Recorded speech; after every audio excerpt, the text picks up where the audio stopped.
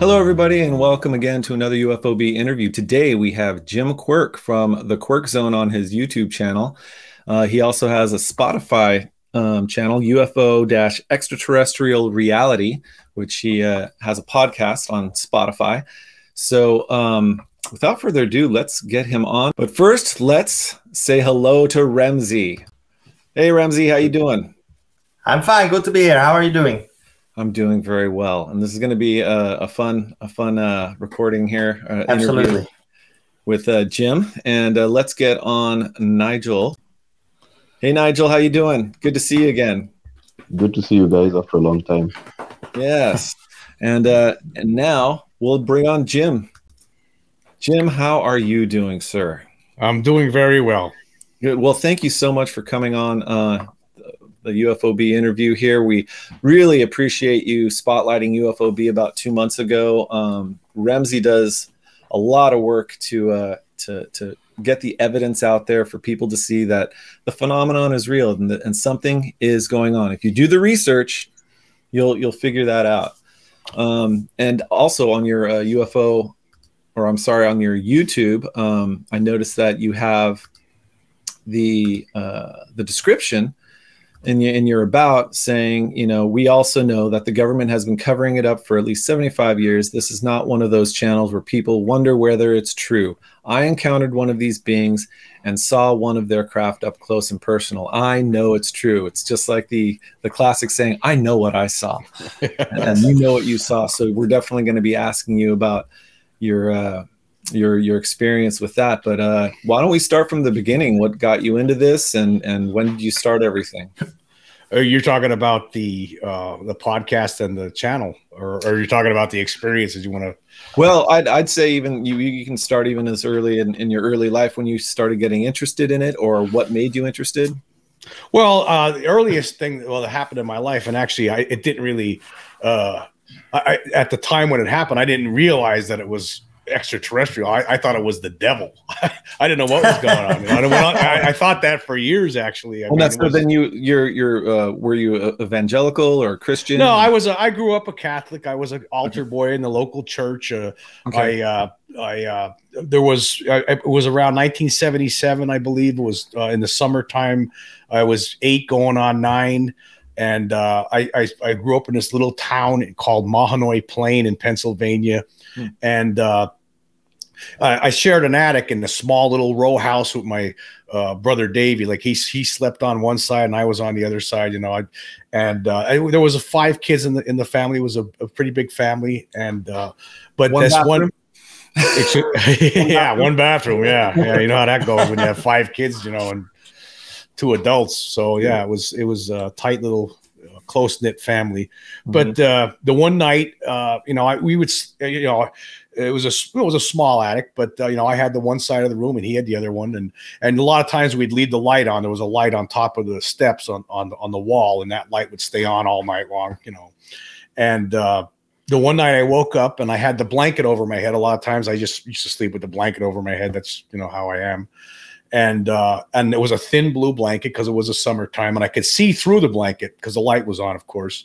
And I could hear this humming sound. I could hear like this low pitched, you know, it sounded like an electronic deep humming sound. I have no other way to describe it. I never heard anything like it before or since. And it just continued the whole time. But meanwhile, I could see through the blanket. I could see this hand. It was a hand that had 3 fingers on it and 3 digits, and they were like thick the digits were thick toward the bottom, and they came to almost points at the tips. And this hand, it was like a smallish hand. I could see the arm. I could see like a bend where the elbow would be. I could see it very clearly, the shadow of this thing getting closer to my head and further away, closer to my head, like ritualistically. And I'm laying in bed. I'm like 8 or 9 years old. Like, what the hell's going on here? You know? And I started talking. I was like, you know, who's there? You know, nothing's happening. The humming sound is continuing, and this hand is getting closer to my head and then further away, closer, further away. Like I don't know if it was trying to calm me down or what was going on. I have no idea. But so I'm laying there, I'm scared out of my mind. I have there's something in the room. In my mind, I'm thinking it's either a demon or the devil or something like that, because that's all I knew. I mean, I saw movies. Let me just throw this out there.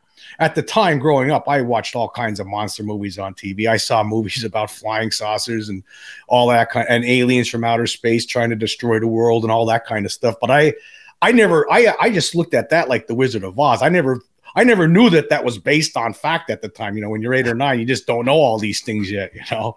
Yeah. So I never even thought about alien abduction or aliens in the room. That never even occurred to me.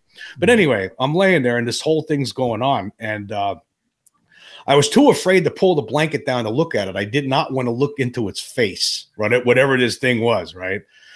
And so I peeked out the other side of the blanket and I could see my brother Davey on the other side of the room. He was facing toward me, right? But I started yelling to him and he just wouldn't wake up. And the humming sound was like muffling my voice somewhat.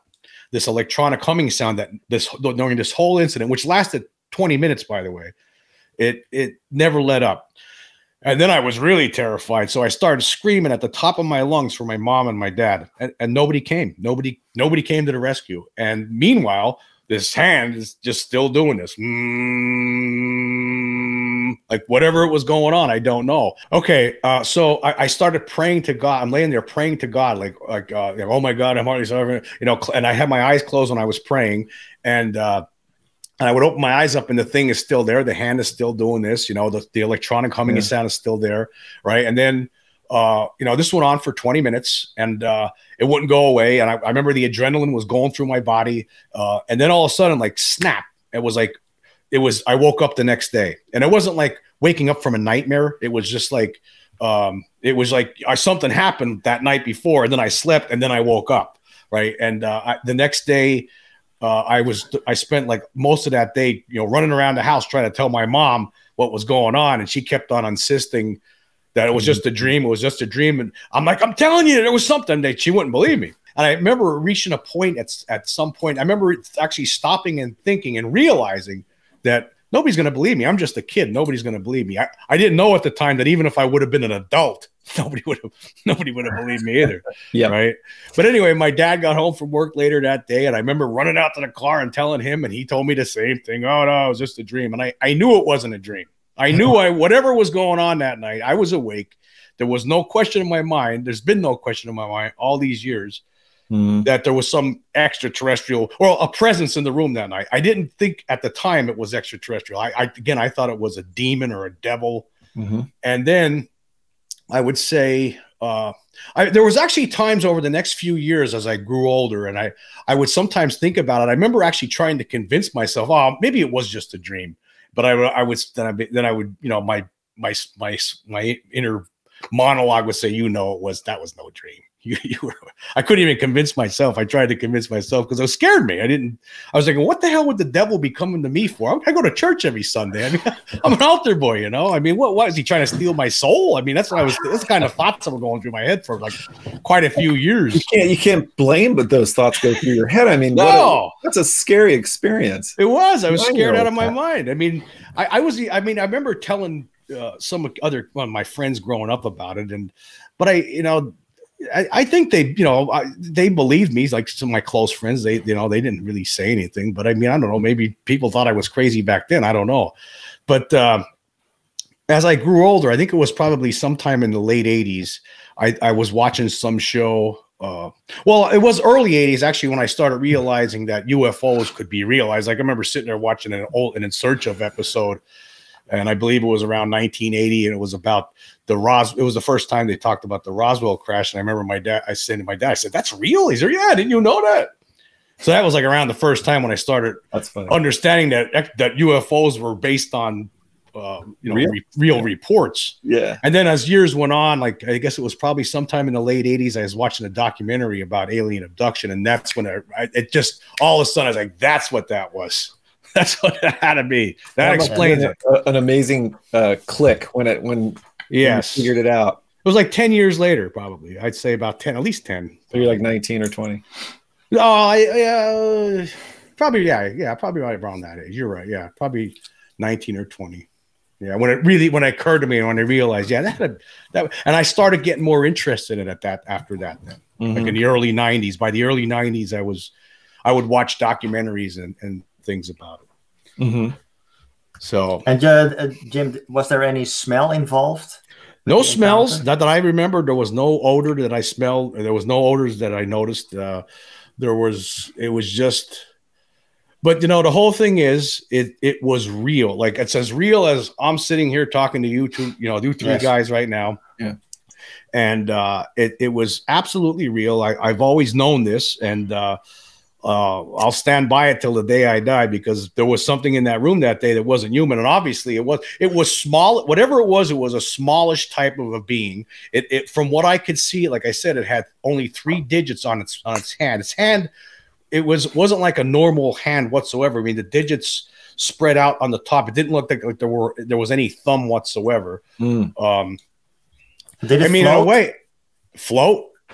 No. No. The being? Did the being, that's the thing. I never actually looked at the being. I know it was there. I could clearly see the shadow through that thin blue blanket, and of course the humming sound that was accompanied with it. That's right. So you were under the blanket, but you could see the shadow of the digits. I could see the shadow of the digits getting closer to my head. I was too afraid to pull the blanket down to face it. Yeah, so I never did. Unless if I did, I don't remember, because at some point, at that one point, like everything ended, and I woke up the next day. So if I ever did see it, I don't recall. Right. Was it like sideways or like this? It was pretty much like on an angle. Okay. Yeah. Okay, hold on. Like I was like my things coming. Yeah.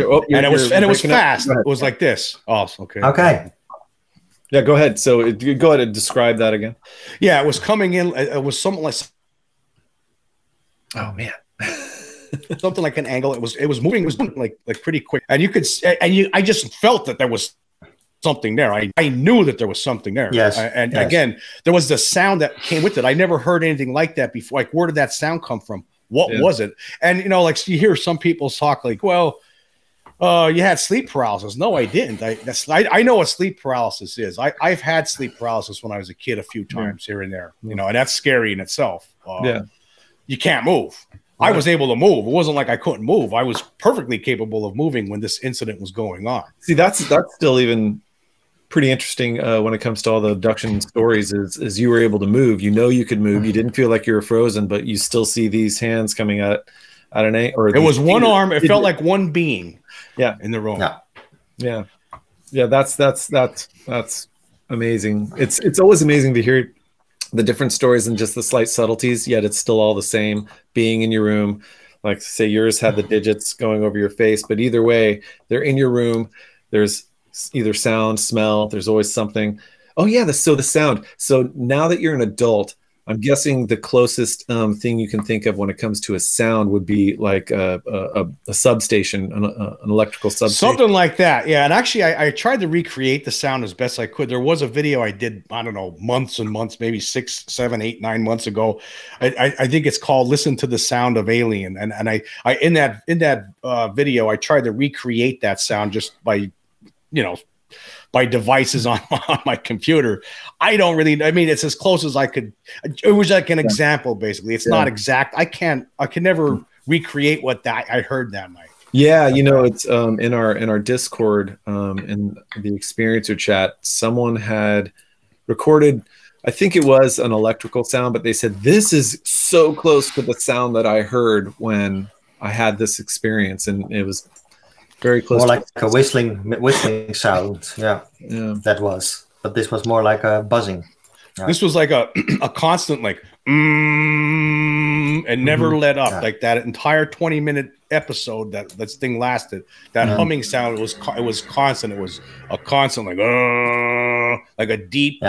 Yeah. It sounded like somewhat electronic. I'm not sure. Again, I was 8 going on 9, and you're just right.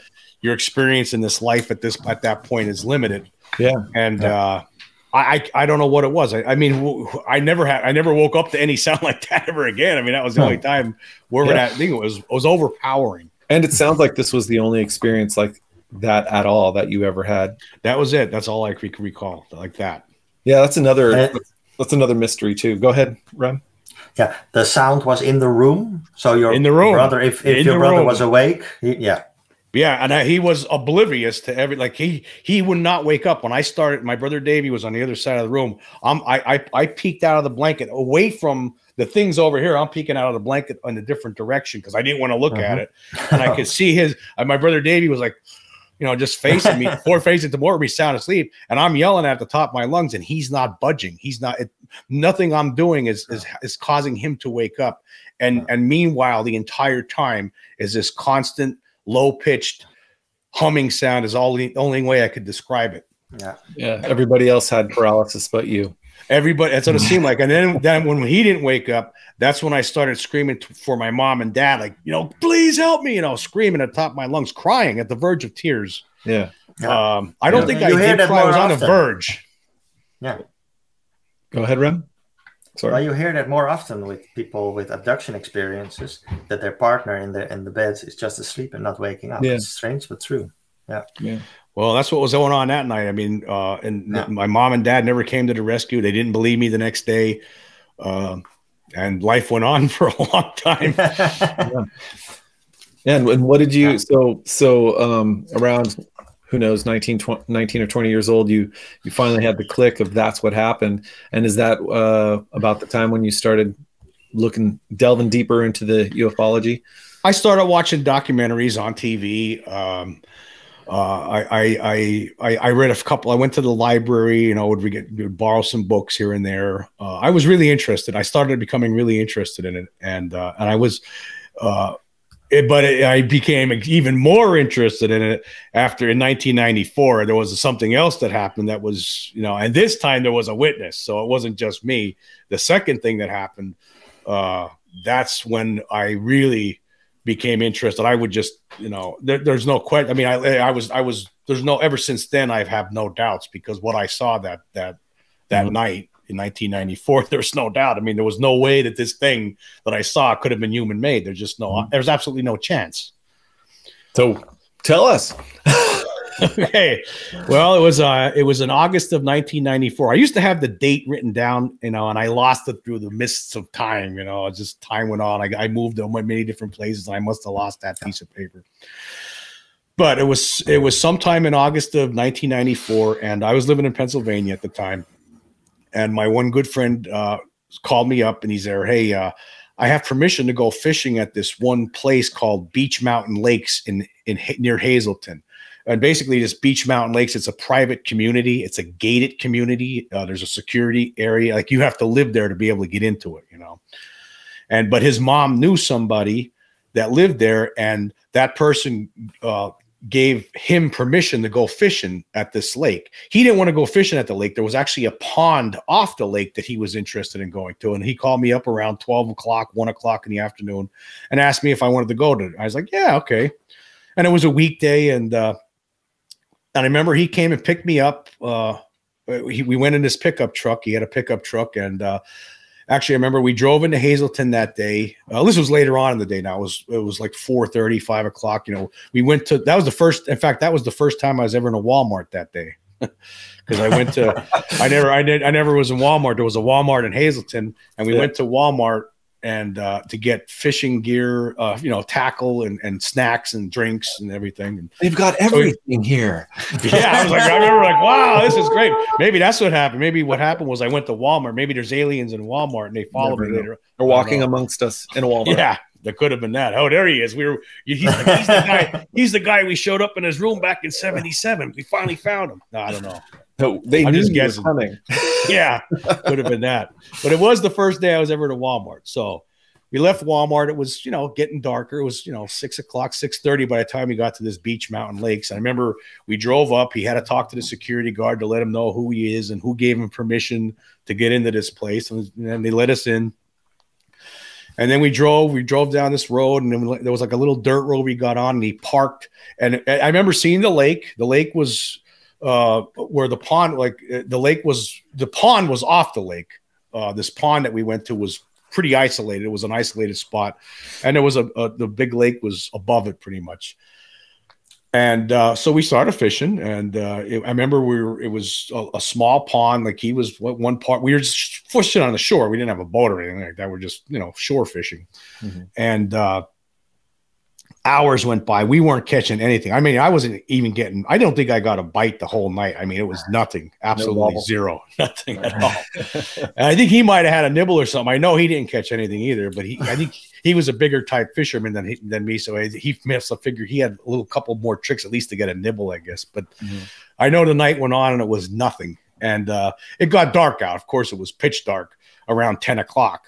Yeah. And by that point, it just seemed like it was, we were still hoping to get something, but nothing happened. But at that point, around 10 o'clock, I remember, and here, I just want to say this before I go on.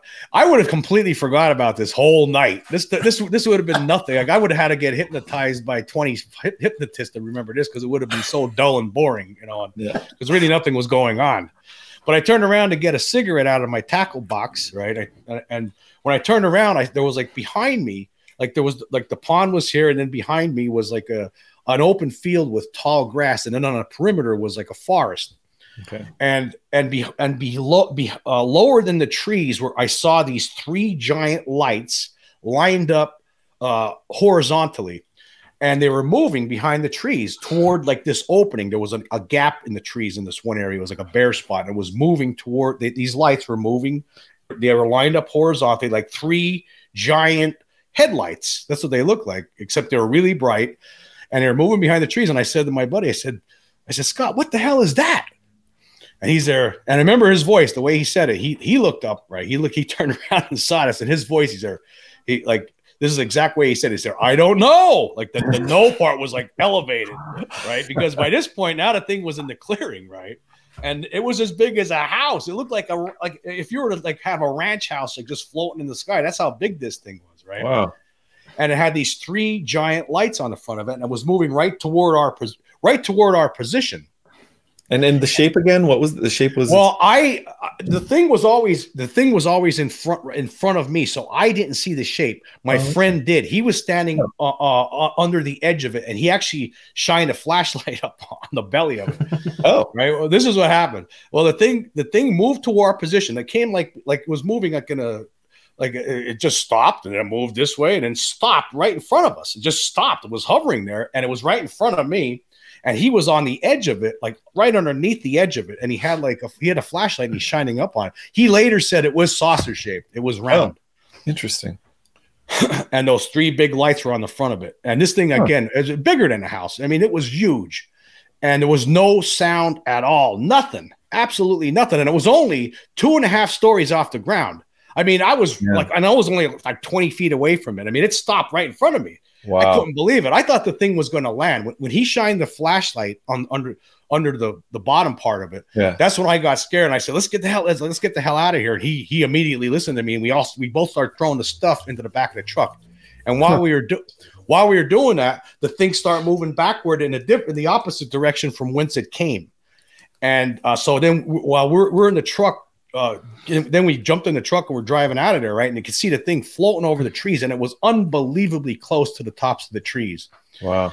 Like there's no way that anything that we make, anything that we would have would do something like this. And again, there was absolutely no sound. The thing made no sound, and it's gigantic. Mm-hmm. And so then we driving through this forest, right, through this dirt road, and we had to stop because there was like 20 deer at least that were running across the dirt road, running away from the direction where that thing just went. Mm-hmm. And then we got out of there, and I remember we drove into a donut shop in Hazleton. I mean, we were both in shock. Yeah. And I remember we were sitting there for a few minutes, and I said, that was a UFO. And the first thing he was like, I'm not saying anything. I'm not telling anybody, because he was worried about the stigma, I guess. Sure. Yeah. But he did. He talked about it. I talk about it, of course, obviously. I talk about it all the time. Yeah. Yeah. But there's no doubt in my mind after I saw that there's no way it couldn't have been human made. There's just absolutely no chance. Not something that big, no sound. Come on. Well, here's the question is when he shined it up on the belly, did he ever describe anything like seeing rivets or seeing complete smooth or completely smooth?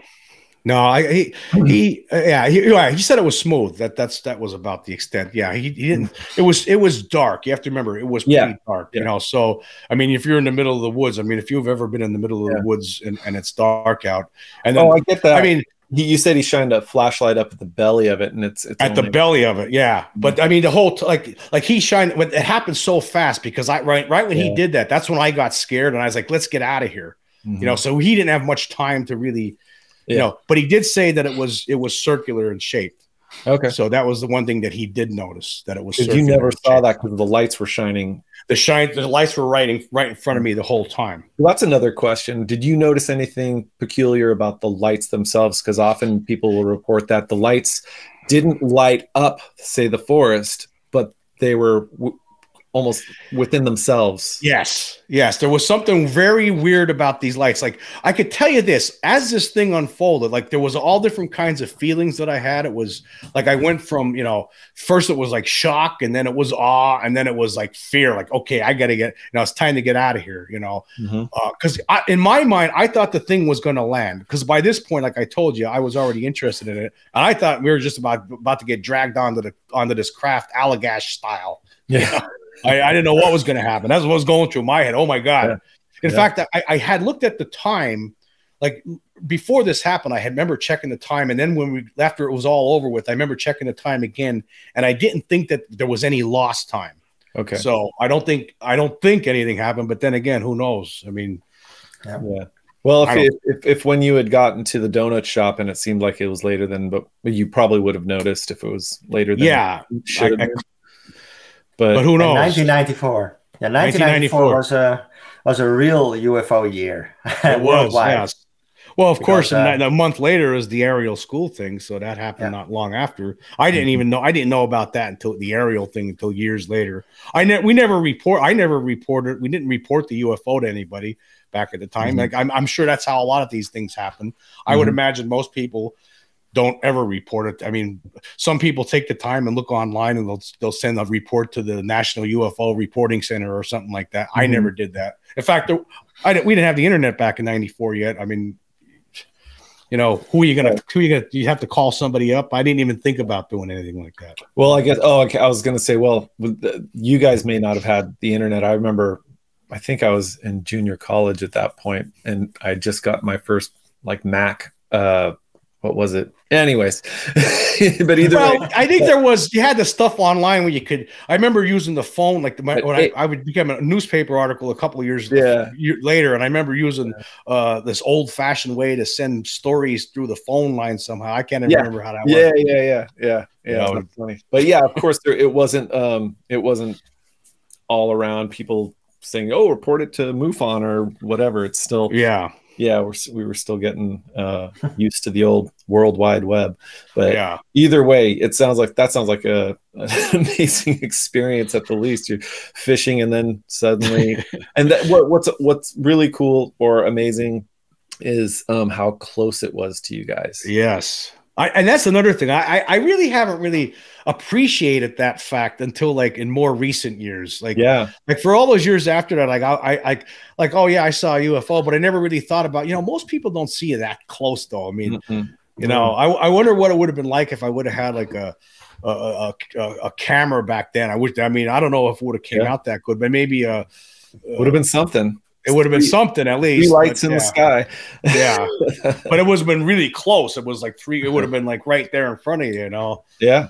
Like, what was it doing there? Like, that was the other, what happened? What was going on? I mean, like I always had.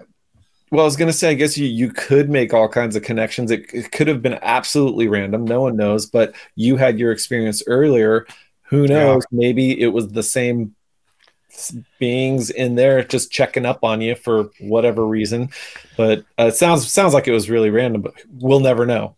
Well, maybe they were. Here's what might have happened. This is my first thought was that maybe here sometimes these things take on water, and maybe sometimes there's actually been people who have reported that they see them sucking up water through a water source. Maybe it was coming there to suck up some water. Then it saw these 2 yo-hos standing there with fishing poles. And, let's get out of here. Could have been all the fish. They took all the fish. Or the other theory I had is, all those deer that were running across the road away from it, maybe it was there to pick up, cattle. Just like it's not just cattle that gets mutilated. There's other animals, deer. Yep. Maybe it was there to get a deer. Maybe it thought it sent some life forms back by the pond. Oh, look at these two deer are sitting right there by the pond. It'd be nice and easy. And then they come back. Oh, they're human beings. So let's go get a deer. That could be that. I don't know. Yeah. You've already just human beings. Just human beings. Yeah, they're just humans. We'll mutilate. You better let them live. We don't want to mutilate them. We just did over in the Netherlands. Yeah. But yeah. Actually, my first experience was in early July '94. Wow. So it was 1 month before you. Yeah. Wow. With my mother. There's a coincidence. Yeah. 94, you're right, though. There's a lot of things that happen. Yeah. Well, Rem, real quick, tell us your story, real quick. Well, it was my first experience. I came home, and it was about 12:30, I think. 12 o'clock. And I was sitting with my mother in the garden. And about 12:30, we decided to put our seats back, and watch the stars. And, I was, as usual, talking about the stars and the universe. And my mother was like, oh, okay. It's that kind of conversation, Yeah. And suddenly, from our feet, from the direction of our feet, an object came out to our side. And it was very low, again, very low. It was rusty brown in color, and it had a little glow. Not entirely, but a little glow. And it stopped exactly above us. And it went to the left. It went to the right. Back to the middle again. And it continued its original path. And the only thing we could say was, can you see that? Can you see that? Yes, yes. Now, by then it was already gone. And we were like, oh my God, what is this? Well, we immediately knew this was not from this planet because the acceleration, I've never seen it since. Never. So, my mother said, don't tell anyone because they think you're crazy. But, I decided to tell everybody, and I've never shut up about it. No, never. Good. And there was something strange involved with my sister. My sister the next day came home with a scar in her arm. Really happened. And she was saying, oh yeah, but I had an experience too. And I was like, oh my God, no, sister. I didn't believe it. I really didn't believe it. Which is an irony. But, yeah, really. Because my sister, was always a bit like, okay, I want attention too. But her arm, the scar was strange because it was like as if you would put aside a patch of skin and put something in. That's, like a 90-degree turn, an angle. And it was very distinctive. It wasn't just something you could have by hitting the side of the bed or something. And I thought it was strange because it happened exactly the same day. And years later, when I started UFOB, I asked my sister again. I said, her name is Tanya. I said, Tanya, you remember you had this scar on your arm? Yeah, I remember. I said, okay, what happened? Well, she said, I was on a table and there were beings beside me. Okay, I said, continue. She said, they wore human masks. She said, but I could see through the holes. I could see the black eyes. And I was, okay, that's strange. Human masks. I said, why? Well, she said, because they didn't want to scare me. Okay, so I thought I'm going to look on the internet. Let's see if other people had that experience too. And then I found on Google Books, I found a book, and it was exactly the same time frame, 94, 95. And there was a woman who was abducted, and she said, and I still have it here. She said, yeah, but they wore human masks. And I was like hit by lightning, that's the kind of moment. a shockwave through my body. Like, how on earth could somebody make that up? An alien wearing human masks. Well, that's very specific, in my opinion, because if you want attention, you say, no, they were gray with black eyes. And no, they were wearing human masks. And if it happened, I don't know. If it was a dream she had, I don't know. But I thought it was very strange, and especially in the connection with the scar.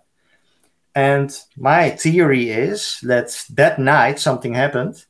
And while that way they were doing this cross-shaped sign, maybe it was like marking the spot. And later they came back that night because my sister was already sleeping on the attic. So very strange. And I don't do anything with it. I don't talk a lot about it. But yeah, it happened. I think you've told me that story, but I just still a human mask. That's a rare occurrence. At least for me, it's not like I'm a super researcher, but either way, from books and stories I've read, you just don't. I heard something similar to this on. I was some documentary recently that I watched. I'm not sure. I think it was an older one, but there was a guy that was saying that he was abducted by. When he gets abducted, like apparently there was a reptilian that when he was looking at this being from the side, it looked like a human being in the front, but when he looked at the side, you could tell that whatever was, it looked like a hologram was in the front of him. So, and behind it was, and this was like a mask in some way, but a holographic mask. Oh yeah, yeah. So I've heard that. Yeah. I think. It was a Masquerade of Angels. That book. I forgot who wrote it, but she apparently died, or I don't know. Either way, in Masquerade of Angels, the boy who I think in that story, it's the person the person who was his regressionist is writing the book, I believe. Either way, in Masquerade of Angels, he talks about just that. They looked human, but then when he looked harder, he could like see through the screen, and he could see it was a reptilian. And then it gets kind of ugly from there if you've ever read it. But anyways, well, they do say screen memories too. That's another. I mean, that's probably a different aspect. Yeah, it is. Yeah, because there's the screen memories, but then there's also, just as you just pointed out, they're putting up a holographic screen of sorts, and it's only when it seems like they stare hard or try to just wipe it away that they can see through it. So it's amazing technology if that's the case. Well, that's what I'm wondering, if maybe that's what happened with Remsey's sister, is that maybe what happened is that it was like some sort of a holographic mask that, I can't imagine them, going, wearing, something like that. No. Yeah, you would think, right? Because that's the first thing I think of is just like a mask, like a Nixon mask, and like I don't think they have like a drawer on the ship where there's a bunch of masks. I think they just hit a button or just use somehow to use the technology, their telepathic abilities to cause this to happen. Who knows how it works? Yeah, but that is a super strange that is experience to have of seeing through the eyes and seeing through it. That's what's weird. It's like, why wouldn't they have if it were a holographic image, why wouldn't they have the eyes? And the nice thing was, when I said, do you remember, because I didn't remember which arm it was, I said, which arm was it? And she said, I don't remember. And then I said, on which side was that being you saw?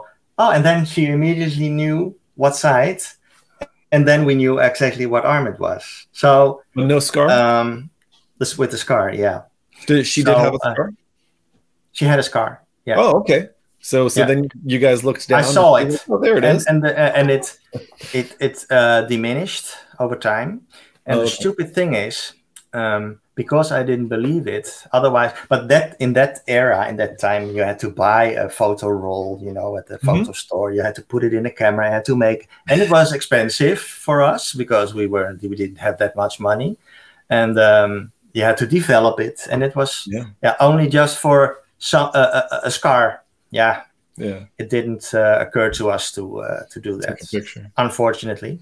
Well, again, it's a crazy. Well, again, it's an abduction, which could make your sister look crazy. So, and you guys wouldn't want to talk about it or take a picture anyway. But Yeah. Some people would, but you're not going to think about it because of the resources at the time. But, Yeah.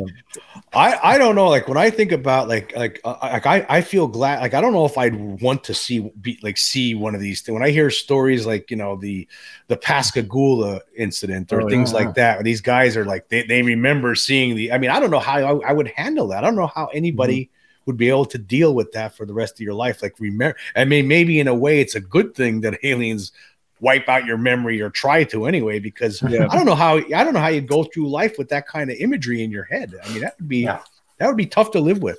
Well, apparently there are a bunch of abductees that are going through. Oh yeah, they are, and I don't. God bless them.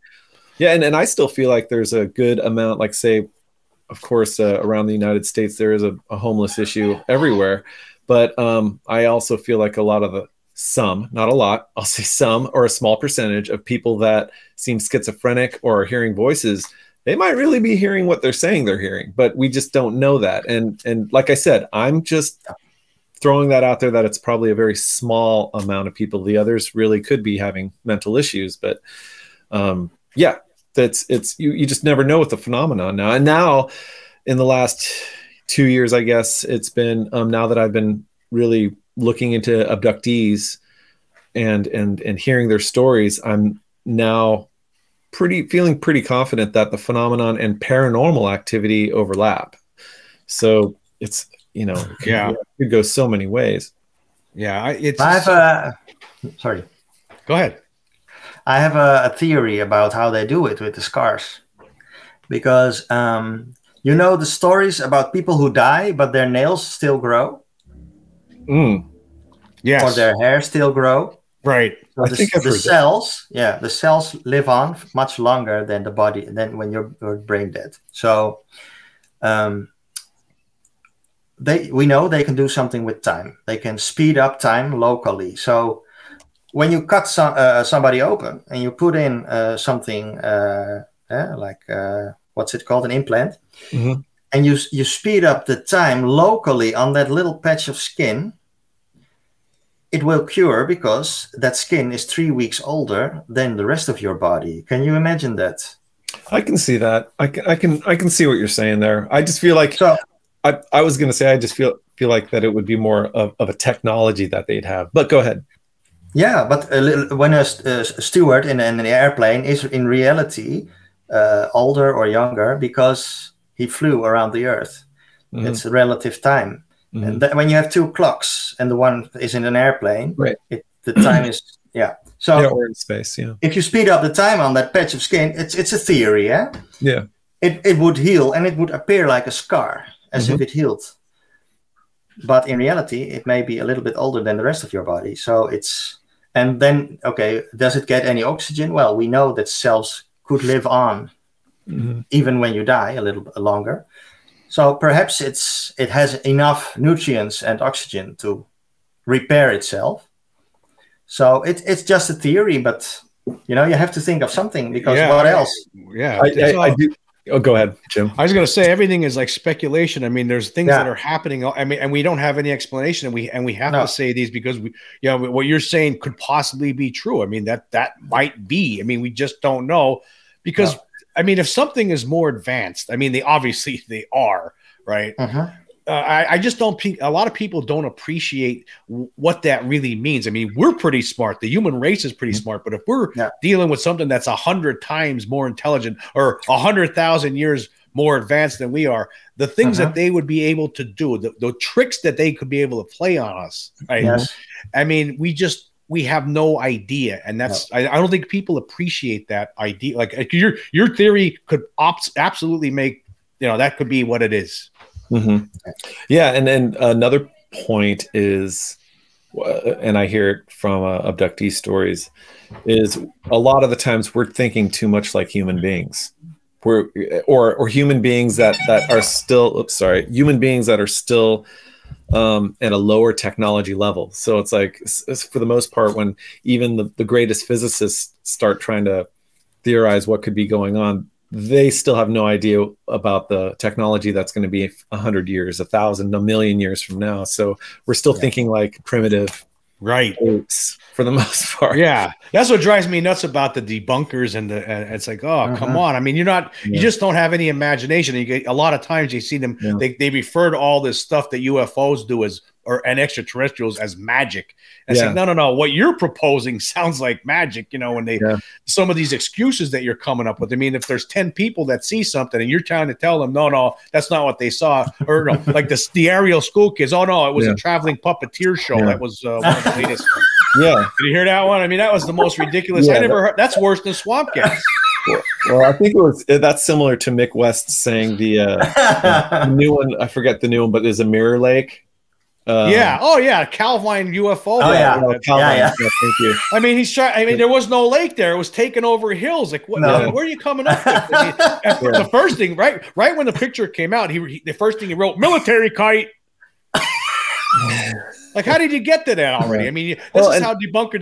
They don't research anything. They just they make proclamations. They're just throwing crap on the wall and see what sticks. But no research. And unfortunately, it's and this is a very good example right here. There's just so much crap out there, such as now we're learning third phase of moon guys. Those guys sprinkled a whole bunch of their own crap in there just to get clips, and it's unfortunate because it just makes it easier for other people to say, oh, that's not real, it's not real. But it is. It makes it so hard to look at something that could be very genuine and say, yeah, that's real. I'm pretty sure maybe, it's so difficult to there's a lot of things that out there that are you can't really trust. There's every now and then you get something that you think, okay, now this one, there was recently, I put a video together on YouTube where there was something that was, I think it was in Brazil. A woman captured a flying saucer floating there. There was no, I don't think that wasn't phony, but a lot of times you're just not sure. I mean, every now and then it's a judgment call. It's like you have to look at if there's enough background information to corroborate what's seen. Like you have to really look into something. And of course, people could CGI things so easily. So it's really tough. We need the stuff from the military. That's why it's important for the Pentagon to release more stuff, because that's the only way people are going to accept it. And of course, that's I'd like to say a pipe dream, but it is a pipe dream. But right now, I mean, look at what's happening in Congress. Things are slowly moving.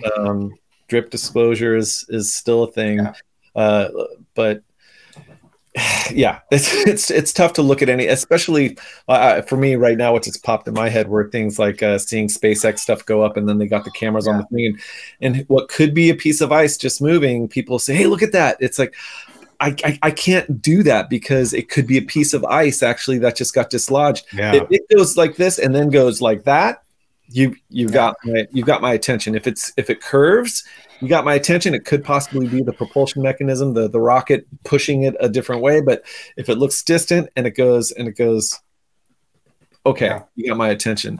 But nonetheless, and I do want to circle back into what you guys are saying when. I want to talk about the possibilities of what the government might have, especially since Roswell's, when you're saying, that cannot be from this earth and so forth. But it makes me want to ask you the question, Jim. I'm also scrolling through your website and all the stuff, the great stuff you've done. I want to get your idea of how much do you think the government is involved or what kind of technology they possibly may have, especially after we know that Roswell is most likely true. Well, Roswell is 100% true. I think anybody that were to do the research on this, they would know. I mean, I've read a number of different books, and the two guys I think that have done the best research have been Donald Schmidt and Thomas Carey. They wrote a number of different books about Roswell. The latest one was called from 2020. Was the latest updated version was Roswell, the ultimate cold case closed.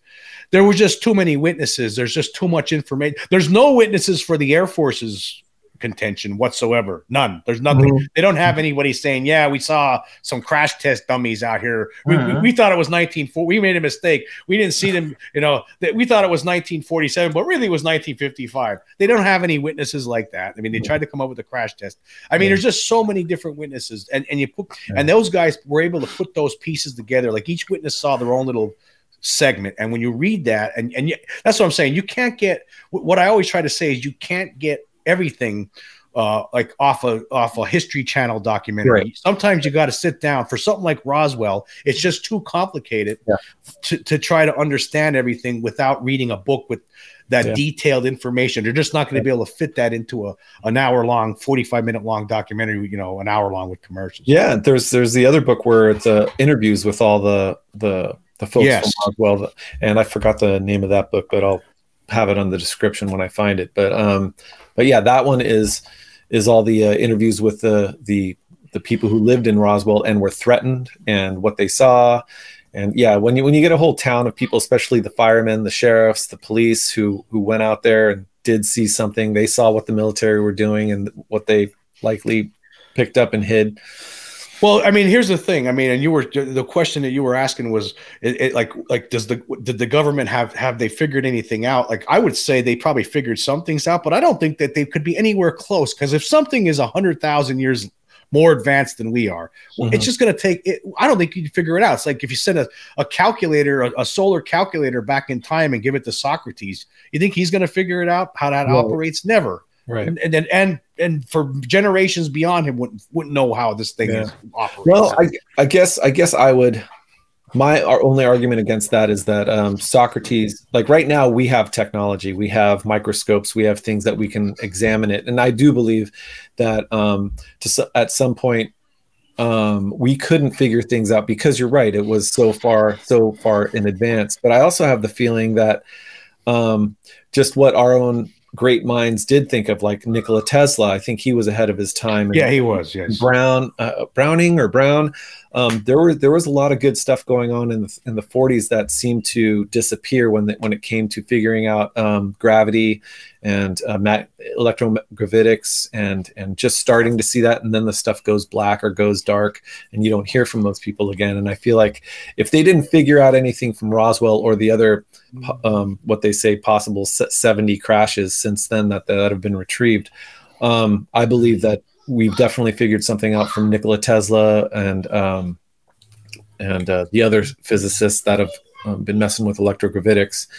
And I don't know if you've read like Tom DeLonge's Chasing Shadows. I'm just starting to read that, but in that I have read it. A fictional book, but supposedly real stories behind it. They talk about, or he has a story of one of the pilots who flew in Afghanistan or Iraq and saw something, and then they brought him into S4 and taught him how to fly a TR-3B. But that said, we don't know. we don't know. And here's, I just want to say this. I think if human race did get access to some of the things that aliens have, we're in trouble, especially if it's like a certain group. I mean, can you imagine having the ability, like, say, for instance, like there's this guy I talked to, and it's always off the record. He provides me a lot of great information. He's a retired electronics engineer. And he contacts me, and I've done a lot of different podcasts based on some of his concepts. And he talks about like how basically how these objects move, and they basically push time. They're not flowing through space. They're basically pushing. They push space out of the way somehow, right? Well, and maybe that's like that. Well, I was going to say kind of like the Alcubierre drive. The Alcubierre drive, making a gravitational well in front and a hill behind, and moving space around them.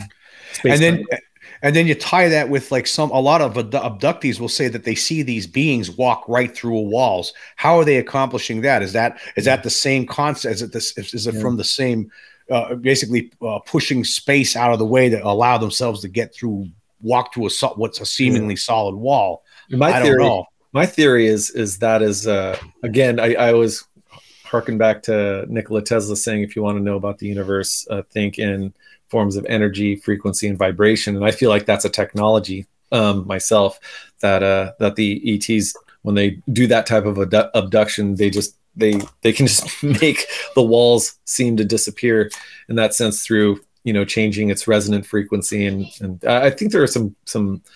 I know there was a guy in Canada for a while who was putting out videos where he was electronics engineer as well, but I remember that him talking about using the resonant frequency of the object or the metal sphere that he had to raise it and do things like that. And of course, he got shut down because of national security issues.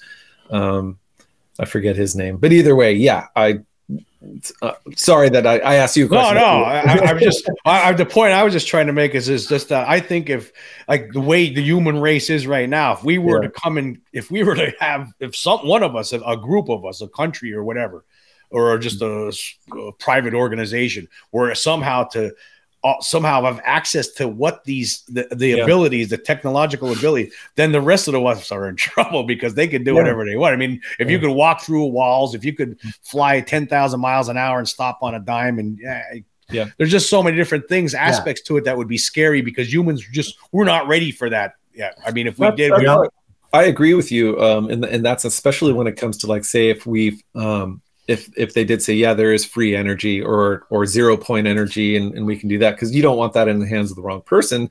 We're not ready for that because, of course, someone, gets mad. Some physicist gets mad that his girlfriend cheated on him, and then he wants to blow the whole world up with the press of a free energy, shit. Yeah. There's stories of Nikola Tesla saying he put his little device up against a building and almost shook it to pieces and stuff like that. But either way, yeah, I do believe that in some sense we're not ready for it. We're still too much of an angry apes with guns. Yes.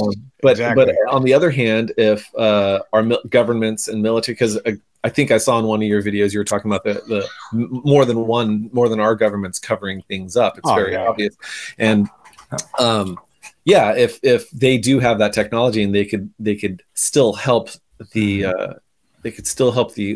Earth, the globe, with at least energy. I mean, get rid of the fossil fuels. We're not looking too good when it comes to the environment right now. But I totally agree that we're not ready in that sense, but it sure would be nice to rip the Band-Aid off and say, okay, there's another presence here, and they're not going to make themselves known, but guess what, you guys, we're not the only ones in town here.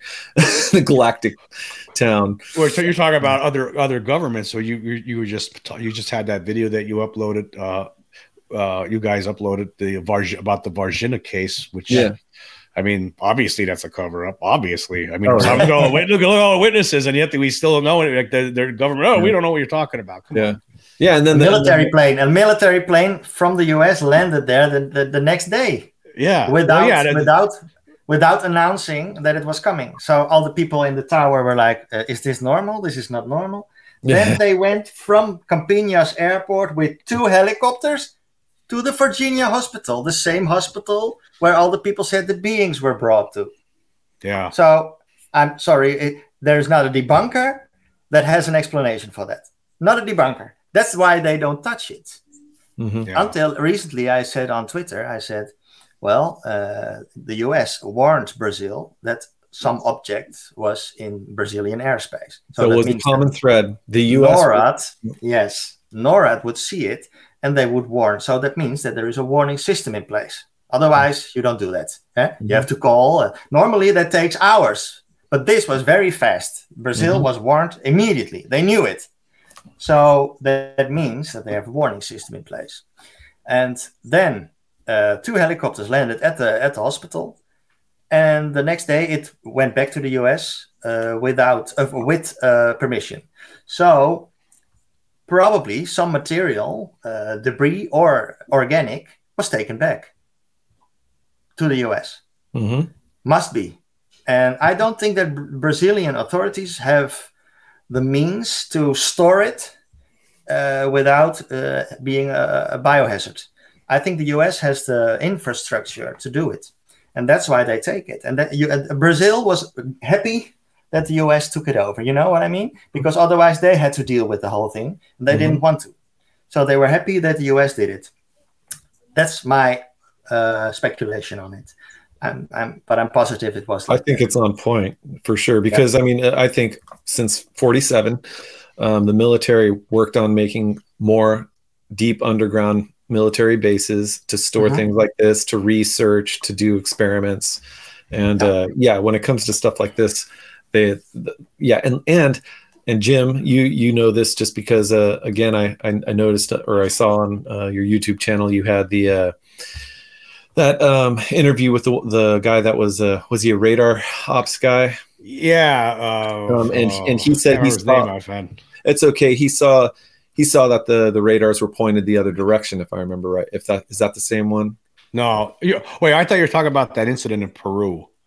No, it's all right. But either way, my point being is there have been whistleblowers saying that, you know, they were radar technicians or whatever. They went into a certain facility and they noticed that half the radars were pointed away from the Earth and the other half were looking at the Earth.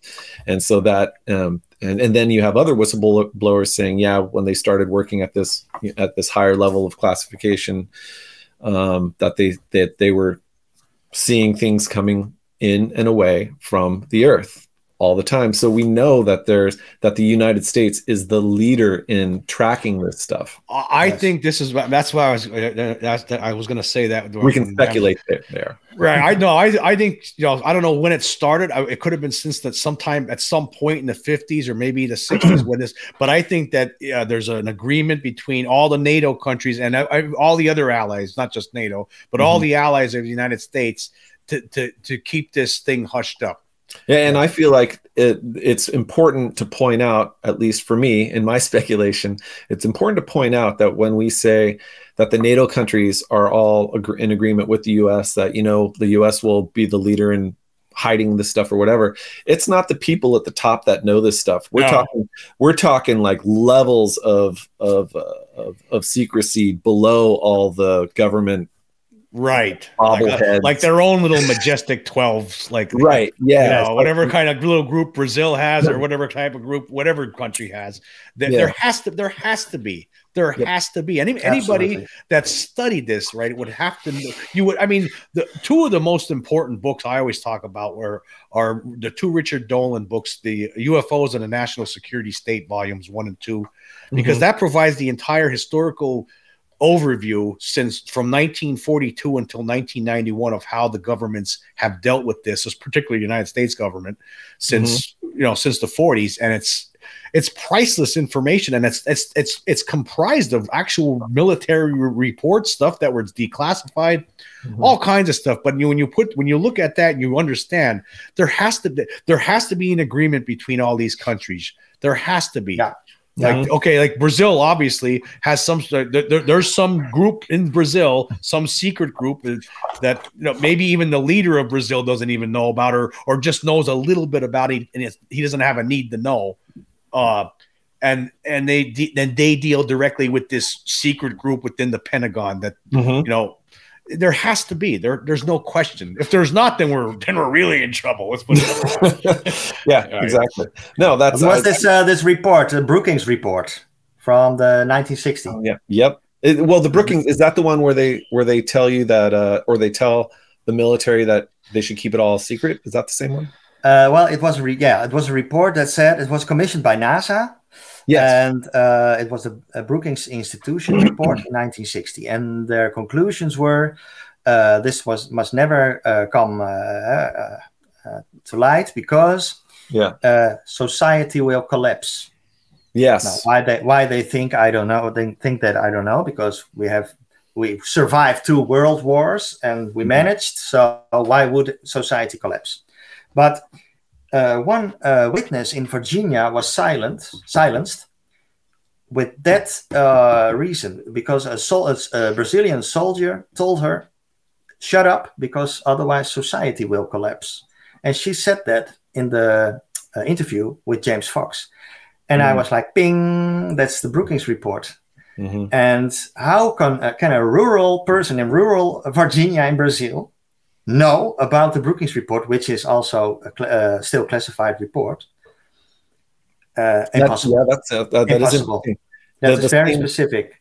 Yeah, I was going to say he said the same words. Yes. So the U.S. soldiers or military that landed in Varginha first briefed the Virginian soldiers, like, okay, and they were also from the fire department, because they are policemen, fire, and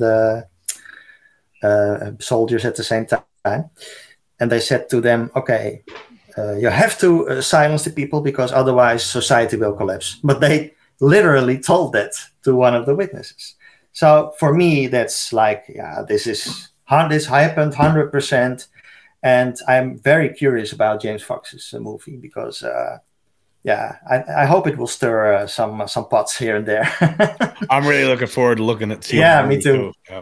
Yeah, because it seems like in South America they certainly do have different experiences when it comes to UFOs. I mean, they all seem so just a little bit farther out there, just a little more raw in some cases. Yeah, like the chupa chupa, the chupacabra. Mm-hmm.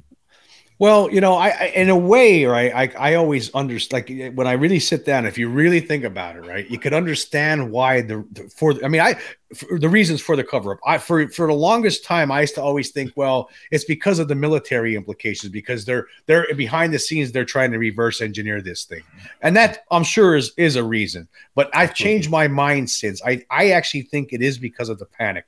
Because here's the problem, and I've talked about this in podcasts, is that the reason is that if you tell this, if you say that if you're a top government, you know, you're the United States government, you say this, there's going to be so many questions and there's going to be an uproar, and it's going to be, because there's not going to be any answers. You're going to start, okay, wait a minute, cattle mutilation. So they are doing that. People are going to start realizing, oh my God, that's real. Mm-hmm. Like, I mean, there's cattle at least since the 1960s that we know of that's been drained of blood, right? Basically, there's these cuts and obvious laser cuts, but the main thing is the fact that they're drained of blood. Why is that happening? Mm-hmm. And then like this person I've been talking to, this retired engineer, you know, he says that he thinks it's because that's what they're insects. They have these praying mantis types that are above the grays, and then that's what they seem to be the predominant alien that's here, right? These grays, and then their bosses, these praying mantis insectoid types. Yeah. And if they're insects, well, that means a lot of insects live off blood. So is that what's happening with these cattle mutilations? They need that to feed on. So there's going to be a lot of people are going to be upset about this. Yeah. Have you ever heard of Al Bielek? He was one of the guys from the Philadelphia experiment who fell off the boat and went forward in time. Yeah, I heard that story. Well, he has in one of his lectures. He says it's like 3/4 of the way through. It's a Montauk lecture, and 3/4 of the way through he brings up the Greys, the reptilians, and he may mention the mantids, but he claims that it's either the Greys or the reptilians who have to sit in a vat of nutrients to get their nutrients. They sit in a vat, and he claims it's a mix of the cow and human blood. Because I mean, we don't hear much about human mutilations, but there are. They happen. They happen. But yes, I think that when it comes to disclosure, number one, I feel like it is as far as the government and the military and the CIA and DIA and all those guys, as far as they're concerned, this disclosure will never happen because it's a domino effect. Once you learn that Tic Tacs are real, okay, who's flying them? Okay, so where are they from? Okay, then what about these abductees? Is that real? Oh, okay, why are they being abducted? Wait, there's a hybrid program. What's the hybrid program? What are they trying to do? What's their purpose? And it just domino effects into, okay, what were the mutilations about? Who's doing that? And it just can get really ugly real quick, and then civilization collapses. but I mean, that's, dogs and cats living together. But that's the thing. But there is an argument against that, and my argument is that, hey, we deal with problems all the time right now. People get eaten alive by sharks. People get attacked by wild dogs. People get eaten. I just read an article a couple of weeks ago. Some lady was eaten by 2 alligators. Okay, okay, that's horrible. We live in this horrible world. A lot of horrible. Okay, there's aliens from outer space here. Some of them are drinking our blood. Okay, so what? Big whoop. What else is no?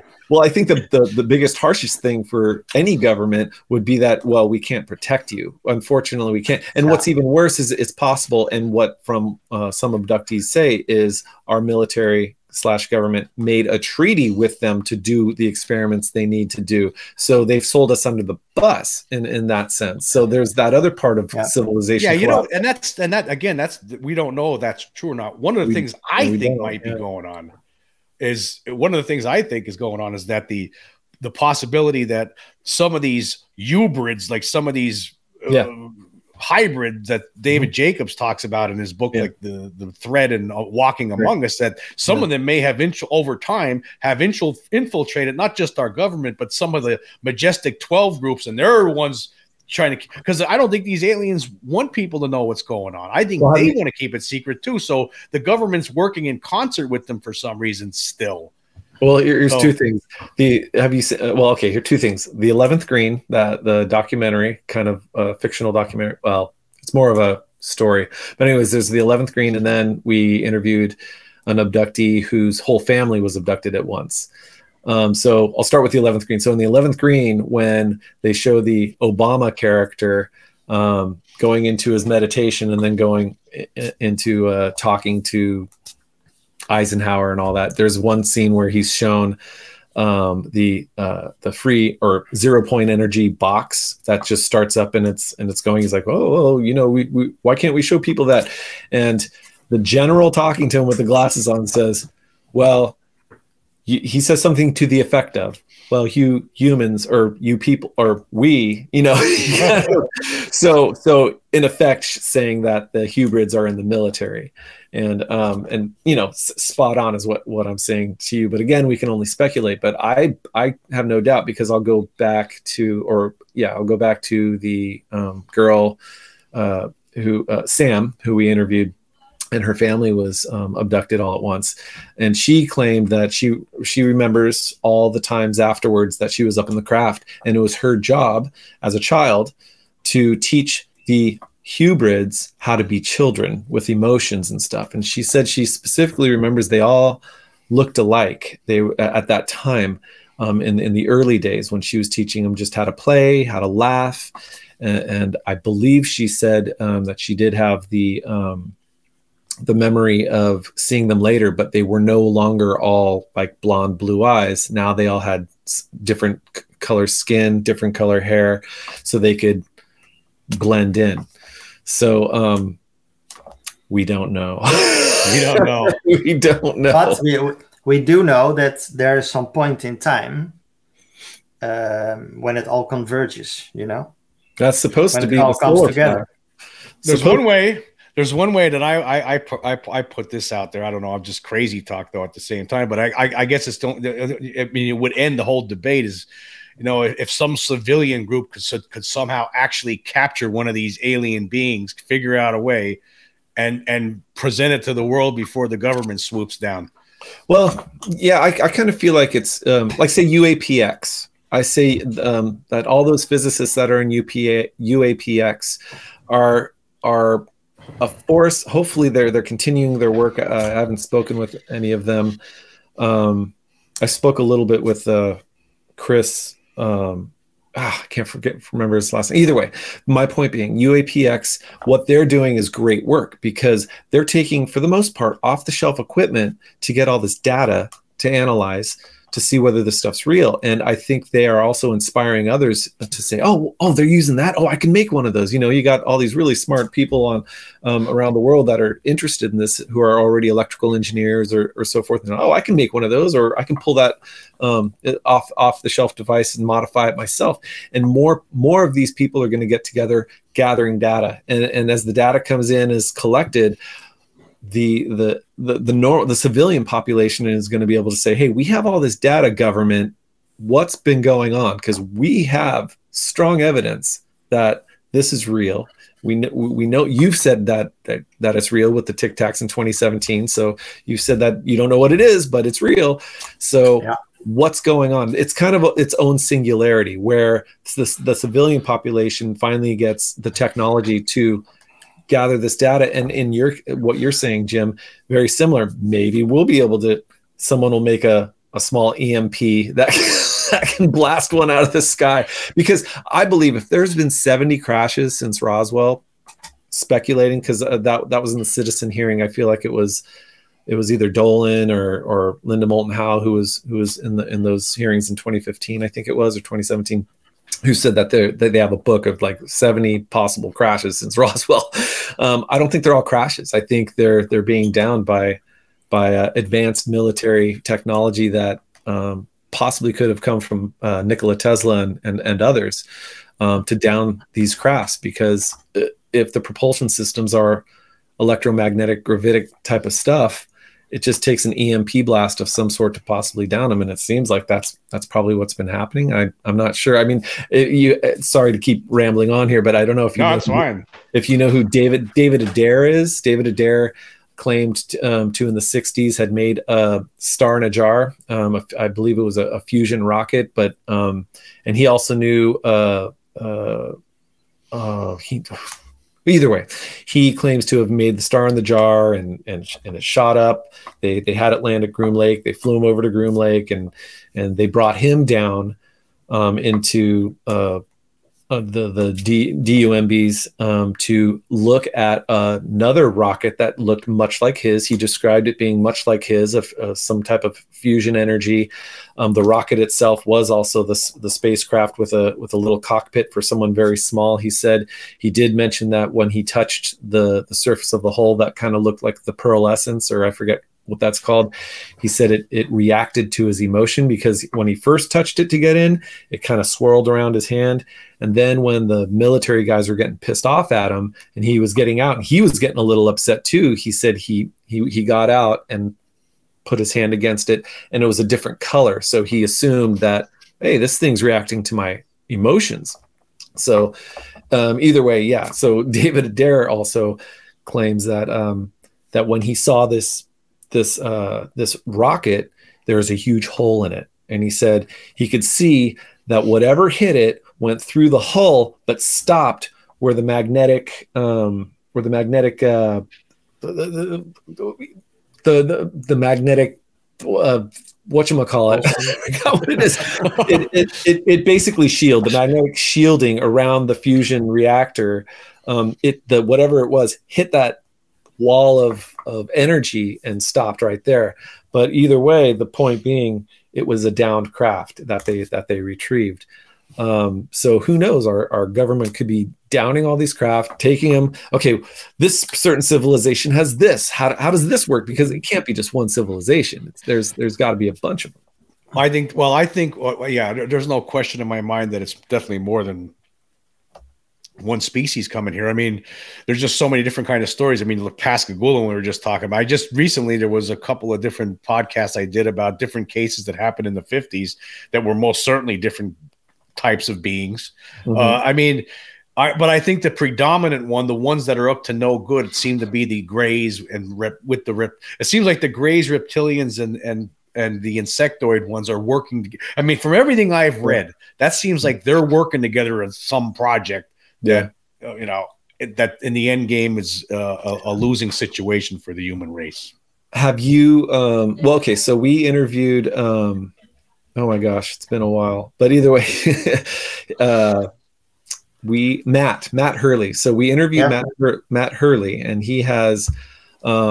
He's all about the mutilations, and that they're here for not so good reasons. And at the end, or at his on his website, at the end of forgot what section it is, but he has the channeling from Marshall V. and Summers of the Allies of Humanity. And he says, I don't normally believe in channeling. I don't want to give them anything, but somebody sent me this link, and it just matches up with what I think is going on, because his thing is in the Allies of Humanity, they're vague about who it is and what species, but there's several of them. There's, of course, which fits, like the grays are working for the reptilians, and the reptilians and the insectoids are kind of like the higher ones.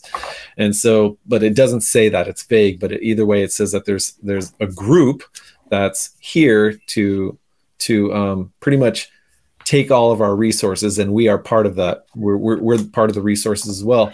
But the main and most important point of it is that they can't just take it through sheer force and brute force. They have to convince us that it's okay to go their way. So the hybrid thing is to work as many hybrids into the population as possible. And then when the time comes, most of these hybrids wake up, and some will not say that they're hybrid, but they'll go along with it and try to convince other people that this is the right thing to do. This is kind of like the galactic federation of sorts to work with to move forward in our evolution. And then of course there's the benevolent ETs that are in this galactic federation that they claim, who are saying, no, we're not going to involve ourselves, but we can involve ourselves through your meditation, through your sleep, your dreams, and tell you what's right and how to avoid this problem, because we've gone through it too, and you need to make the right decision. So a lot of things seem silly and unfair and unrealistic, but we don't know. It's like, I don't know. Somebody kept on sending me that link, Allies of Humanity, a lot. I mean, I looked at it. I don't know. It's too much. I don't know. I'm not sure. There's a lot of different ideas I have too, but I mean, I don't think anybody really knows. I mean, I'm not sure. And that's the other thing. That's why they cover up. I'm not sure the government has all the answers. I'm sure that they don't. They don't, but they know a lot more than we do. They do. They could. They could provide a lot. I mean, it's not just Bob Lazar who says he got a whole bunch of papers to brief him on what's going on around the planet. He's not the only one. There's plenty of other people who have been whistleblowers who got those briefings to say, okay, this race is here. We know this race is here. Blah blah blah. This is what might be going on. Bob Lazar, and that's just to mention that he's somebody I believe. I don't like I hear a lot of people just saying, "Oh, he's a hoaxer" and all this kind of stuff. Even the late Stanton Friedman didn't believe him, but he was somebody I do believe. I think he's telling the truth. I think that his story is true. I'm kind of along your lines as well. I feel that most of the problems that everyone has is his lies saying where he's gone to school, where he's done this and that. I feel like the government can easily wipe some of that stuff. But when this information first came out that he showed George Knapp where to go. They saw a supposed test that he talked about, but I'm going to leave it that for there, because I don't care what everyone else says. I believe that Bob Lazar told the truth for the most part about the actual, like, I know what days they do this and so forth. He claims he was in there. I'll just go with that, but I'm not going to go any farther, because it's such a popcorn issue. It's like when you see Bob Lazar come up on our UFOs, it's like, okay, I'm gonna get some popcorn out and just watch the comments come in. It's crazy, but he's not the only whistleblower that's claimed that. If you take a look at the witnesses spoke about memory metal. Yeah. You wrap it up and it opens. Yeah. I mean, the first time I read about memory metal, I was like, wow, do they have this? Wow. But I would never have thought about it myself, because metal that can unfold itself, impossible.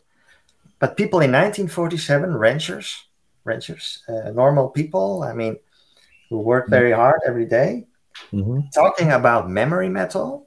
Think about how strange that is.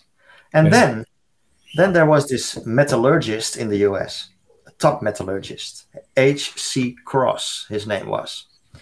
And he didn't work for Battelle, but he did work for Battelle. And what happened is that the Pentagon, now what was it now, the name? Memorandum, Pentagon Memorandum, is a document with his name on it. But this same man, dictated the Robertson panel, which was a CIA panel. So we have a direct link between memory metal and the person who was involved in back engineering it, or as they said, developing it, but that's not the story. In 1960 or 61, Battelle put a patent on it. And it was not the exact material, but it was like they tried to imitate it as much possible, and now it's used for military purposes. And I think Boeing is a customer for that material. But Battelle was also the company that messed around with the Project Blue Book results. So we have a direct line between the memory metal, HC Cross, Battelle Memorial Institute, and the CIA. That's a red flag for me. Mm-hmm. And that's the evidence for me that I was thinking like, yes, this memory metal, nitinol, is developed, is back engineered, not developed. And when this guy Bragaglia, he asked Battelle for the development files, because when you're a company and you develop something, you have a history. They lost it. They said, no, we don't have it anymore. We lost it. So they cannot show us how they developed nitinol. Now, sorry, but this is the what was it called? The gun, the smoking gun. The smoking gun. The smoking gun. Yeah. Well, it's and it also lines up with, say, the dates with Colonel Corso, like when Corso says that he was just, again, a lot of people get Day After Roswell wrong, where they say, oh, I don't believe that night vision was straight from Roswell. Well, Corso never said that in the book, and he always said that they would look at what's being researched and developed, and they'd slip this in to help the development and the evolution of these technologies move forward. And it kind of sounds the same way with the metals, you know, and that time I would wonder if Corso may have been part of that, helping the research and development of that. Yeah. No. Yeah. So it's fascinating. Yeah. Actually, earlier today, I was reading, I have a book here that I actually had since 1997. I was a reporter, and it was the 50th anniversary of Roswell. The Air Force sent me this book. Actually, to me, this book actually works as proof that the Roswell incident happened, even though the Air Force tried to make it something else. But wait, the Air Force sent you this? Yeah. The Roswell Report. I heard about that one. Yeah. Well, tell us about it, Jim. Well, I remember receiving it. I mean, it's just some of the ridiculous statements. That's the one where they claimed that the dummy that was when they first said it was dummies. Oh yeah, that there were people, that what people saw in 1947, alien bodies in 1947. What people really saw were these anthropomorphic dummies that were dropped from high altitudes for these tests that they were conducting from 1953 to 1959. So basically, time traveling dummies. Yeah. And I mean, it's just interesting to read all the stuff they left out of it. I mean, it's just to me, sometimes I go through it because to me, this serves as proof. This bogus piece of documentation that the Air Force gave me in 1997 serves to me as proof that Roswell's real. Because when you read it, it's actually everything that's in here is total fiction, and it's hard to believe that a organization like the United States Air Force would put this out there. But you know, at the time in 97, the mainstream media had bought it hook, line, and sinker. They never ask any questions. All they pretty much do when it comes to the Pentagon is publish press releases. They don't dig into things like Watergate style like they should. Not when it comes to the Pentagon. Also for them, it's the same for us. It's okay, well, the military put it out, so it must be true. Yeah. You know, I mean, that's when I first started getting into ufology. One of the first places I went after trying to figure out who's living under the earth in these caves is I went to the military. I went, okay, if I'm going to do this, I'm going to just go see what all the military witness testimonials. And that, of course, I thought that was going to keep my feet grounded. That just just as crazy as the civilian cases, you know? So you hope and think that, you know, you're going to get the real story from the military, but no, it's a cover up. There's a cover up. Yeah. I know, it's interesting. Your channel, I was just going to say, your channel just recently had an episode about the Aurora 1897 Aurora, Texas crash. I believe you had a video on there about that. And I've read about that. I saw different documentaries about it over the years. I mean, you know, I was actually sitting there thinking the other day, now this is probably something I shouldn't say, but because somebody might actually go out and try to do it, but there actually might be a bone still buried there. Yeah. You know, they did steal the stone. the metal, and Grave, well, they the somebody. Yeah, Yeah, and in 1973, somebody also drilled 3 holes where the grave was, and they sucked up the metal that was down there. But that doesn't mean, maybe there could still be a remnant of the of the bones laying on it. Yeah, if it has bones to start with, but but also they found hieroglyphics, and that's for me also something you hear a lot. The hieroglyph. I mean, this whole debate might never have happened had the right scientist or something had noticed that article in the paper at the time. Like if there would have been scientists that because it's just weird that it shows up. It was just, I think it was 2 articles in 2 different newspapers at the time. Yeah, and that was it. And it didn't get any further than that. They actually, I mean, you would think that it would be would have been a worldwide international brouhaha over this, but it wasn't. Yeah. Well, do me a favor. Who wants to do this? I thought I knew about the Aurora crash, but give me details. Rem, do you want to talk about it, or yeah, of course. Yeah, okay. I don't know, Jim, if you want, or let me. Yeah, go ahead. Okay, it was 1897, and it was, I believe, the 19th or the 17th of April, and an object crashed, hit a mill.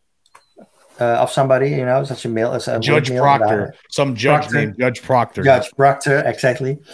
And it crashed, and well, they found a mingled body, a small being, okay, and there were hieroglyphics found on him. So they said it was like a book, but yeah, we don't know if it's a book. Maybe it was something else, but hieroglyphics were associated with it. And they gave it a Christian burial, which I think it would be very normal. But all those days there were sightings, and Jim Mars did the documentary, and he showed a newspaper, and it was completely filled with reports. Also objects rising vertical, also people shooting at it. And yeah, so it was in fact a part of the airship mystery. And then they put all the metal debris in a well, if I recall.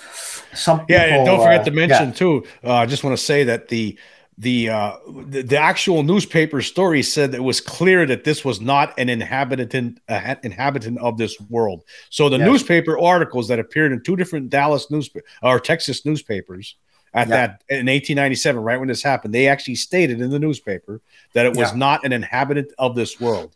Yeah. And there was an astronomer, an amateur astronomer, some guy named T.J. Weems, I believe, but he was a former Army signalman, and he stated it was of his opinion that the person was from Mars. That was the extent of their imagination, I guess, at the time was Mars. But they said that it wasn't inhabited. There was enough of the remains left to make clear that this was not from this being was not from this Earth. Yeah, and they said it was made of silver metal, weighing several tons.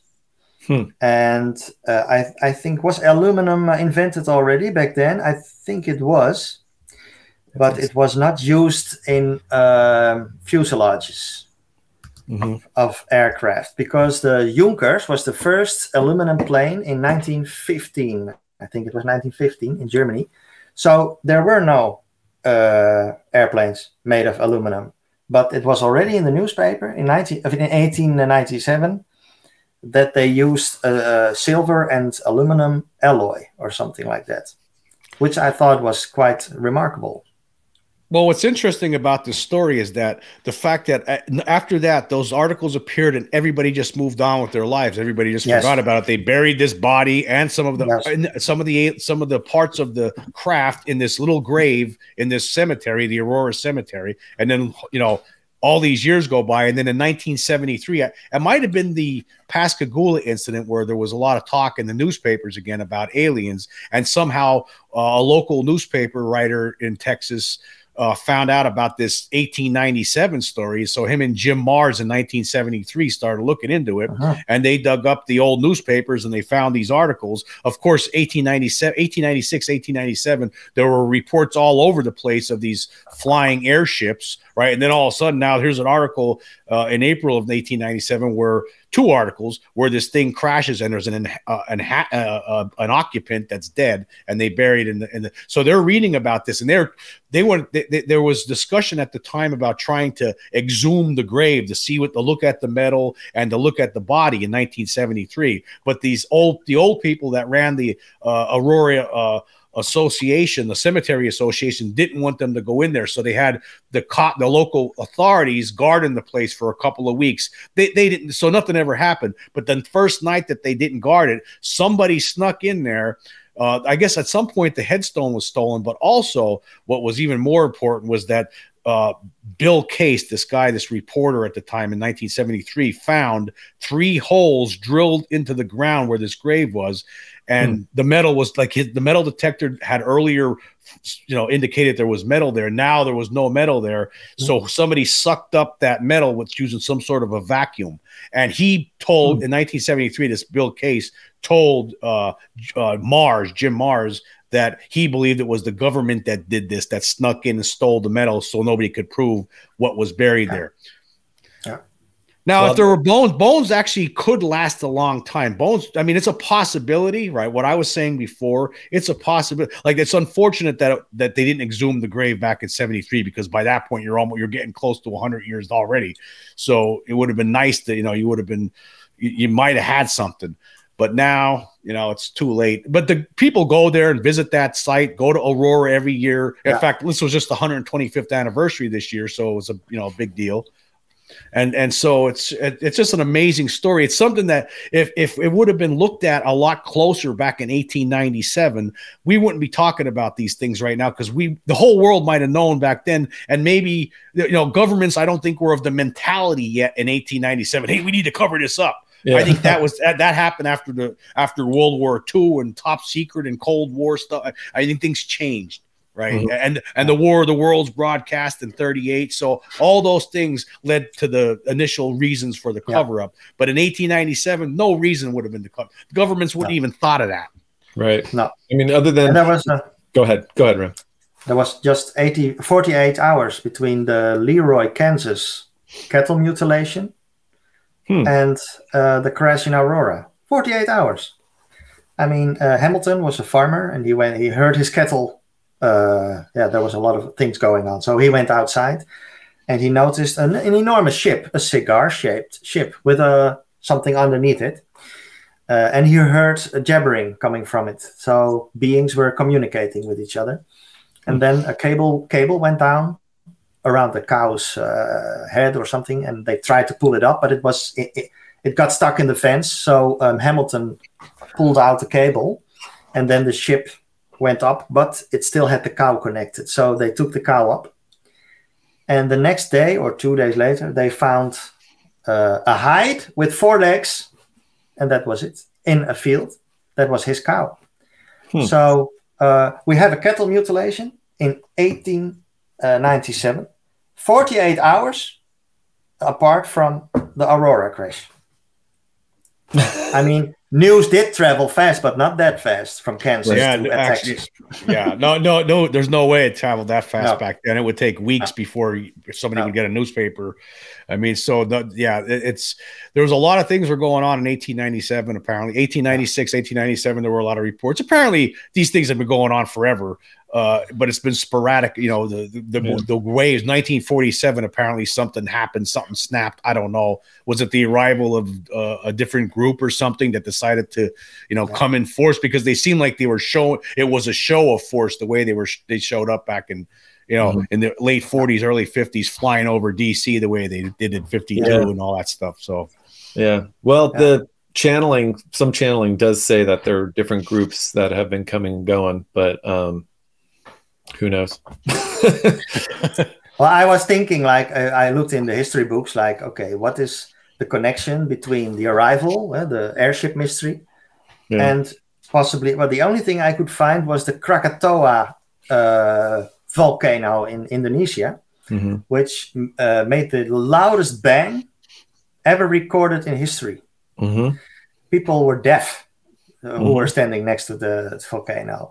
And it caused a tsunami, a real big tsunami. And It was a real disaster at that time.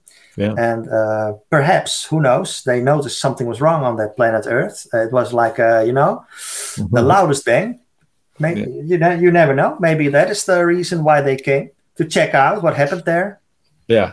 Yeah. Well, they certainly did come around after the first nuclear bombs were dropped. That's for sure. Absolutely. Or as well as testing, I believe. Yeah. But yeah, go ahead, Jim. I was going to say, I mean, it had the Foo Fighters. I just was reading some articles. In fact, I was going to do something on a podcast soon about Foo Fighters. I've reading some interesting stories about that recently. I mean, so what was going on? I mean, you just have to, there's just so much to this mystery. Were they probes just watching it? I mean, what's going on here? I don't know, but there was no explanation for those things either. There's just so many different aspects, so many different levels to this. And we're never going to know all the answers to the mystery, but you know, what happened here? Why 1947? Was it because of the bombs? I know it could be, but who knows? We don't really know. It's all we could do is speculate about all of it. Yeah. Well, we speculate, we listen to witness testimonials, even though channels and other things seem crazy. We're starting to find more every day about telepathy, psychic powers. We know remote viewing happened for 20 years. Russell Targ says that his religion and spirituality was paid for by the taxpayer through remote viewing. But yeah, that's all we can do is just take all the evidence. Like I said, I started like kind of in the secret space program area, looking at, say, all of Greer's witness testimonials and moving around, and then finally saying, let's look at abductions. What are people saying who have been abducted, and what do they say these beings are saying to them? And then from there, all we can do is speculate, because it's like when I started, of course, again, looking for why civilization could be in a cave under the earth. It brought me kind of Corey Good and David Wilcock, and those guys were interesting to say the least. But of course, I learned that David Wilcock had spent time with Carla Ruckert, who was the channeler for the Law of One. That's how I learned about the Law of One. I read the Law of One books, except for I couldn't get through the fourth book, but I'm starting to read it again. But either way, that's a channeling, and that's a channeling from this being named Ra. But the funny thing about it is Don Elkins, who was a physicist, and he taught at a university somewhere back east, but he created the group LL Research, and they learned how to channel through some other person up in the Northeast. And when they finally got this Ra channel, and I say Ra because Ra does say he is the same who came to Egypt. And I think that's where a lot of people get the claim, because he said that they did create the Giza, but not the others. They just did Giza to show how to do it. But nonetheless, it's funny reading the Law of One material, because Don Elkins is sitting there asking these questions, and he's saying, what was the universe like? Why, or can you tell me when it was created? And they go through that. But the interesting thing is Don Elkins was also a ufologist, and he was very into trying to figure out what's going on. So he did ask Ra a bunch of questions about, this landing with Betty and Barney Hill. Who was that? That was this civilization that came down, and they wanted to just do this and that. And there is a point where he asks about another landing in the 40s or 50s, and his jaw, you could feel his jaw drop when you're reading it, because he says, because Ra says the first landing was the Orion group from whatever, and they were doing this. The second landing with those people were your military. and so you read Don say, wait a minute. Wait, let's go back a little bit. I know this because Ra would always say stuff like this information is unnecessary. What you need to know is the Law of One. Everybody needs to be friendly and blah blah blah. But Don would move farther in and say, wait, you said the landing was our military. Yes, your military has gained the technology. I think Tesla is mentioned in the Law of One for helping with military technology. Oops, there you are. That's okay. What's happening? I don't know.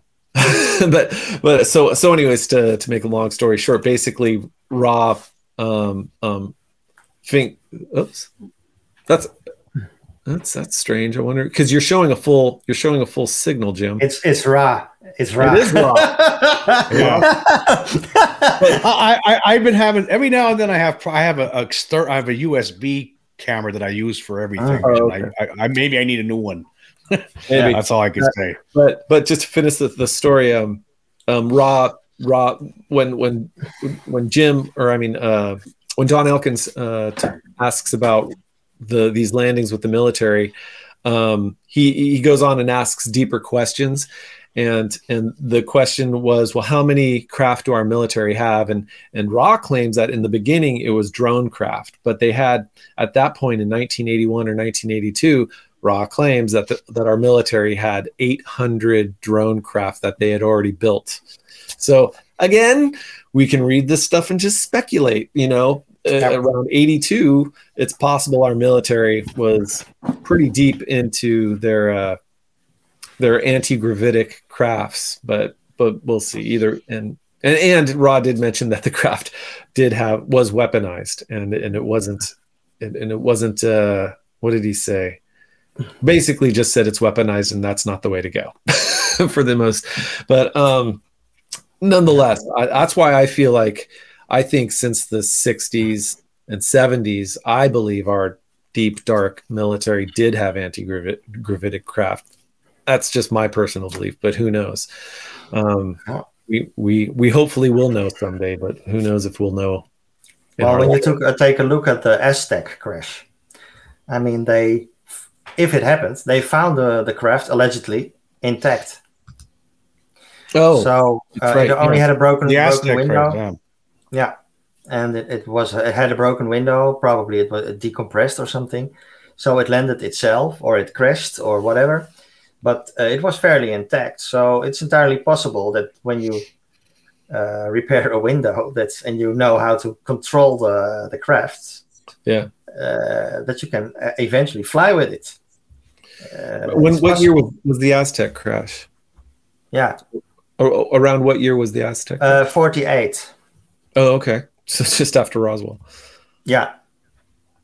And I uploaded a documentary about it. One of the few, because there are not many.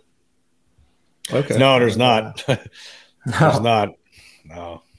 Yeah. Actually, it was wasn't it mentioned? It might have been mentioned in the Majestic 12 document, the original. I know there wasn't there another case in addition to Roswell? I can't remember offhand what it was. It might have been the Aztec case. Yeah. Or it might have been something from 1950, actually. No, a different crash. I'm not sure. The Kingman? Might have been. The Kingman, that was like 52 or something like that, 53, I think. That's an interesting story. Yeah. Yeah. They're all interesting stories. Well, yeah, they are. Every sighting, every supposed crash retrieval, it's an interesting story because this is all about a life-changing, earth-changing. Yeah, and that's the Varginha crash. People are still alive. They can talk. I know this could be the one. This could be the one. Yeah, that breaks everything open. I hope it is. Well, a couple of months ago, James, I know Fox was trying to negotiate. I did a podcast on this where he was trying to negotiate with somebody who had film and photo evidence of this creature. That would be nice to get that, Yeah, that would be. Of course, you'd still have people saying fake, hoax. Yeah, of course. Yeah. And it is. It's hard to believe that it's real. But this creature was different. This was the one with the red eyes, and it wasn't your typical gray. It was no. Yeah, what you guys were talking about just recently, that you pointed out in that video that it looked like there was wasn't there. Well, that it had a weird tongue, like it was like a. Oh yeah, a leathery black, and they pulled it out and. Like a ribbon. Yeah, like a ribbon. Yeah, and then there were zoo animals that disappeared sometime at some point, and died. Had their blood sucked out of them, I guess. Yeah. Oh, did they find them? Friedman. Apparently, there was some zoo creatures that were killed around the time where these beings were running around. Oh, okay. Maybe that. I'm sure all of this will be contained in this documentary that's coming up. I can't wait to see it. And what were you going to say, Rem, Friedman. about Friedman? Yeah, Yep. Stanton Friedman said, they said, okay, they didn't wear any clothes. They were also not the most intelligent beings. So he said, I think they were cargo, he said. And I was thinking about that. It could be true, but when you travel from one solar system to another solar system, or you put beings on it and like cattle, and it's like a transport, why is it on Earth? Because it doesn't have any business here, you know? So I was thinking, and I was like, perhaps they have like a base. We know they have a base somewhere below the sea. Multiple multiple bases. And perhaps there is some kind of laboratory not far from here, maybe behind the sun, so we can never see it, you know? And they do experiments, genetic experiments with material gathered from this planet. And maybe they create beings. And maybe they created this Varginha being, and they were transporting it to Earth, to a base below sea. And something happened along the way, you know? Because I cannot imagine that these are beings piloting a craft, because they were too dumb for it. Sorry to say, but it's true. So, and how can they walk around on this planet for hours? They died eventually, but how can they walk around? Because the gas mixture here may be totally different than on their planet. So it's impossible in a way. Yeah. So perhaps they have a laboratory somewhere not far away. They are creating beings, because we know they experiment with DNA. They have the blood from the cattle. Maybe they use this blood to make beings. Maybe they like to create beings, and maybe these beings were tested or being tested in the rainforest. Like, let's see if it can adapt, if it can live there. But it uses it sucks blood. And maybe that's the whole capybara or chupacabra. What's the name? Chupacabra. Chupacabra. Because it's seen a lot in the rainforest, and also in the entire area, not just Brazil. And it looks the same. So maybe it's like an experimental being they are testing in the wild to see if it survives. Just a theory again, but I cannot imagine that they were piloting. I cannot imagine that they were cargo, because why would cargo fly alongside Earth? Yeah, doesn't make sense. Maybe they're a variation of reptilian. Maybe they're, like you said, they're trying to see how they would react, or in the tropical rainforest or something. But maybe this explains the tongue and everything with the flat tongue. I mean, it could be some kind of a hybrid version of a reptilian, maybe. Again, it's all speculation. We don't know. Like you said, though, these beings didn't seem like they were intelligent types. I mean, they seemed more animalistic. So I don't know. And they smelled a lot like ammonia. Well, maybe they are some kind of being they created, and you never know. I mean, I think it's entirely possible that they use DNA to create beings. Maybe even the Greys. Well, it seems I think that too. I was going to say, it seems to me overall, when you hear about the hybrid program and such, it makes me think that because you hear stories about them, well, they don't have this anymore, they need this from the humans, like emotion or something. And it makes me think that they've been doing a hybrid program of their own, like instead of like how we have sex, create a being, but they don't. Maybe they've felt that like, say with some of the Greys, they've felt that we have a good species right here, so we're just going to create in a test tube. We're going to create in a test tube, and so they've been doing that for thousands, millions of years, and they worked out some of the parts of what they want from humans, like emotion and other things. We do the same. We do the same in laboratory. Yeah, exactly. So we can just speculate all day. But I will say it's been 2 hours.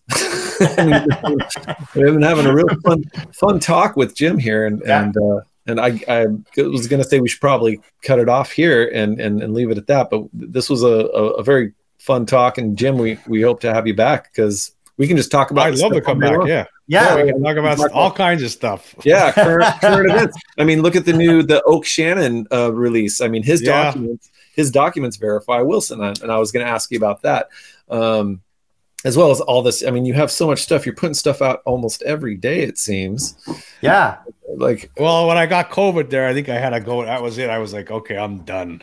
I had to go. Well, I couldn't do it. I couldn't even think straight. Yeah, it's tough. If I don't know if you guys had it, but no, I've been lucky, not yet. Whew. No, I never had it. No, I got the shot too, but the problem was I didn't get that second booster right away. I should have got. It was 10 months since I had the last booster. That could have been the problem, and it could have been, or it could be just as they say, different people react to the flu a different way, and maybe you got lucky to have the shot, and if you had for a shot, maybe you would have been in the hospital. Yeah, there was a day in there, or the one day where I had trouble breathing. I was like, oh, here we go. Oh, that's scary. But then the next day, I was like, that calmed down. But for the most part, it was, flu symptoms. But it with the headache and everything, that's still there. But I'm hoping it goes away here. It's funny. It doesn't. I'm negative though now. That's the good. Good. Yeah, I was gonna say it's funny. One of the physics teachers I work with, he got COVID, and he said, and he's not a conspiratorial guy at all and stuff, but he said, I'm not a conspiratorial guy at all, but it is so strange how it just went from one thing to the next, almost automatic, like it was almost robotic. The way I went through my chest, my lungs, my congestion, my brain, my this. And he said, it was really weird. So I hope I don't have to experience that myself, but I'm glad you're feeling okay, Jim. Yeah. Thank God. Thank you. Yeah. And really enjoy your podcasts because you have a gift that you can talk and it makes sense. You know what I mean? And not many people have that. Well, I did notice, like, the thing is like I'm going in there with stream of thought. or stream of consciousness. I'm not like I'll have an idea what I'm going to talk about, but the thing is, of course, as you probably notice, like I'm stuttering. Sometimes but I do try to get the word out that points out that I'm trying to make, and I think you do. I think you do get the points out, and I'm right there with you. It's not like I'm a veteran here at interview. But, we try to just get the point across that, something's going on, and we believe, and our mission statement at UFOB is we are convinced that there is a non-human intelligence, or some people want to say an anomalous non-human intelligence, like Jack Valet says, but that is present here on Earth, in Earth, above and around, and we all believe the same thing. Once you do the research, there's no way anybody could do the research and walk away thinking there's nothing here. No, exactly. I mean, if you don't have to have an experience, right?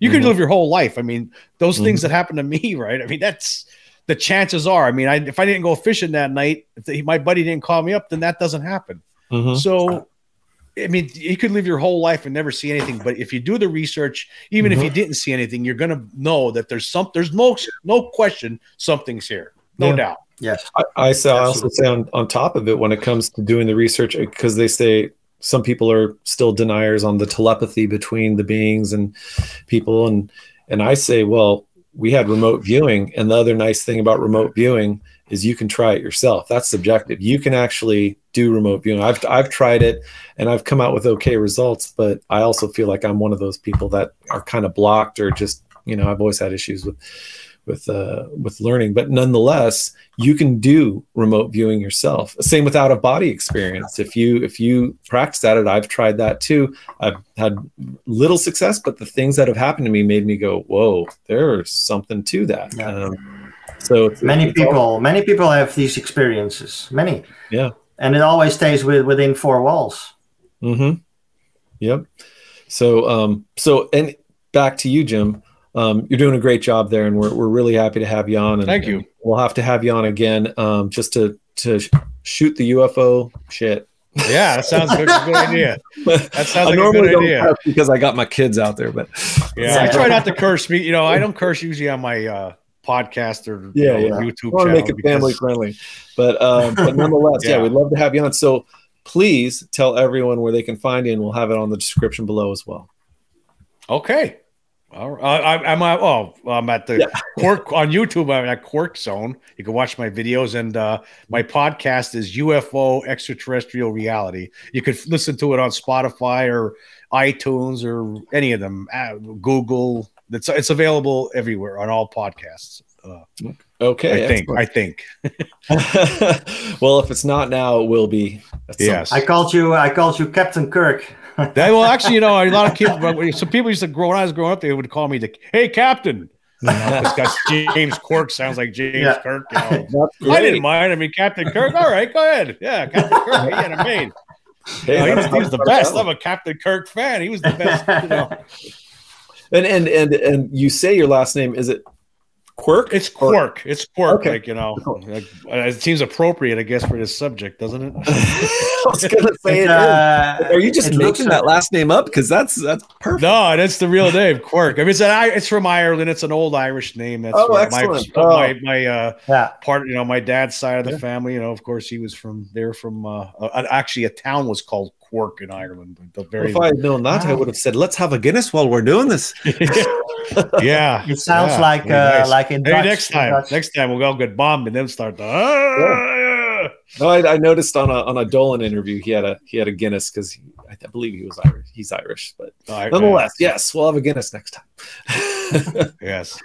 All right. Well, thank you so much, Jim, for being with us, and thank you. We hope to see you again soon. It was fun. Yeah, it was great. I had a great time. Thank you for inviting me. It was a lot of fun. A lot of stuff. Thank you.